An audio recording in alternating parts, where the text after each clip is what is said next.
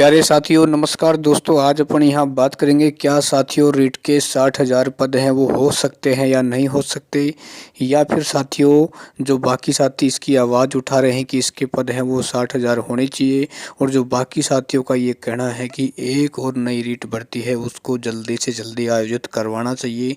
तो साथियों किस में ज़्यादा फ़ायदा है अपन इस पर डिस्कस करेंगे। ठीक है दोस्तों, सबसे पहले मैंने एक ट्वीट किया था उपेंद्र यादव जी के साथ, हमारे एक यूट्यूबर साथी हैं, कि भाई जो उपेंद्र यादव जी आपसे निवेदन है कि जो आप हैं युवाओं की आवाज़ को थोड़ा बुलंद तरीके से उठाया जाए।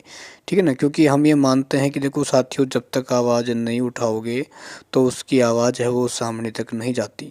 क्योंकि आपने साथियों देखा होगा जब तक बच्चा नहीं रोता है माँ भी बच्चे को दूध नहीं पिलाती है ना। तो अपन को साथियों आवाज़ है बहुत ही बुलंद तरीके से उठानी पड़ेगी। जो हमारे युवा साथी ये चाहते हैं कि रीट के पद हैं जो वर्तमान में 48,000 हैं उनको बढ़ाकर 60,000 किया जाना चाहिए।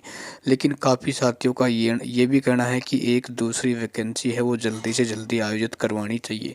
देखो साथियों ऐसा है, सरकार ने पहले ही घोषणा की हुई है कि जो वर्तमान में 48,000 की भर्ती है वो जैसे ही कंप्लीट होगी तो उसके बाद एक और नई रीट भर्ती आयोजित करवाई जाएगी। लेकिन दोस्तों आप थोड़ा सा दिमाग लगाना कि जो सरकार के पास लगभग 5 महीनों का समय बचा हुआ है ना, तो इस भर्ती को कंप्लीट करने में लगभग 2 महीनों का समय लग जाएगा ज्वाइनिंग देने तक।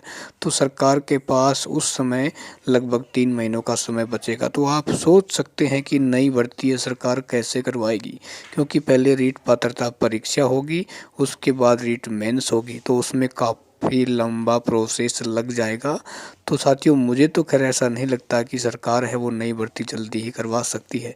ठीक है ना, तो इसलिए वैसे आप सभी से इतना ही निवेदन है कि यदि आप पद बढ़वाना ही चाहते हैं तो दोस्तों आप इसकी आवाज़ उठाइएगा। निश्चित ही तौर से मैं आपको दावे के साथ कहना चाहूँगा, चाहे 60,000 पद हो ना हो, लेकिन 50,000 से ऊपर पद है आपको ज़रूर देखने को मिल सकते हैं।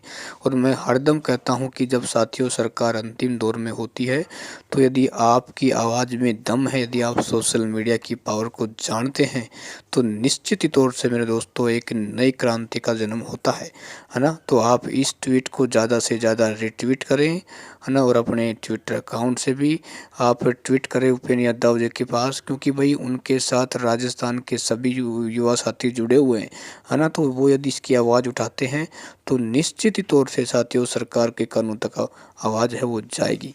ठीक है, क्योंकि नई भर्ती हो या न हो, यदि होती है तो हम बहुत अच्छी बात है, क्योंकि उन साथियों को मौका मिलेगा जिनकी पात्रता के लिए नहीं हुई है।